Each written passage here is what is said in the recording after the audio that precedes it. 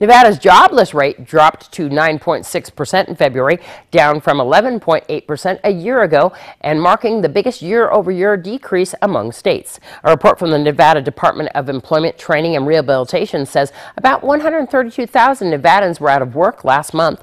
That's a decrease of 600 from January and 31,200 from February of 2012. In Las Vegas, the unadjusted rate was 9.8%.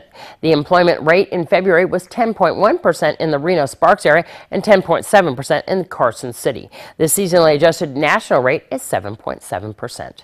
State lawmakers are set to consider enhancing the sexual conduct laws governing relations at schools. Two bills were presented to the Assembly Judiciary Committee on Tuesday. Current law says school employees or volunteer positions of authority cannot have sexual relationships with students currently enrolled at the same school. The first bill, AB 261, expands that provision to former students who are still minors at the time of the act. A separate measure prohibits the employee or volunteer from engaging in sexual conduct with any minor the person comes in contact with through their duties at the school.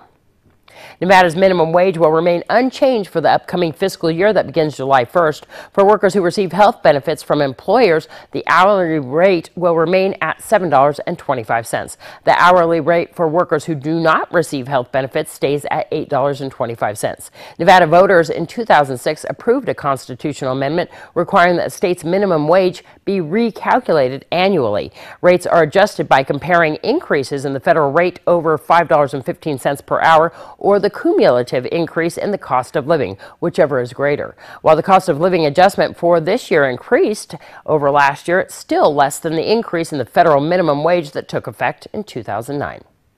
Governor Brian Sandoval says he'll propose ending mandatory furloughs for state workers beginning next year. Employees have been forced to take unpaid days off since 2009. Sandoval's initial $6.5 billion general fund budget proposal included reducing unpaid days from 6 to 3 in each of the next 2 years. But in a letter sent to state workers on Monday, the governor says savings from lower employee benefit premiums will free up money to put an end to furloughs beginning July 1st of 2014. Sandoval's budget also includes restoring merit pay increases next year. I'm Deanna O'Donnell. That's your news across Nevada.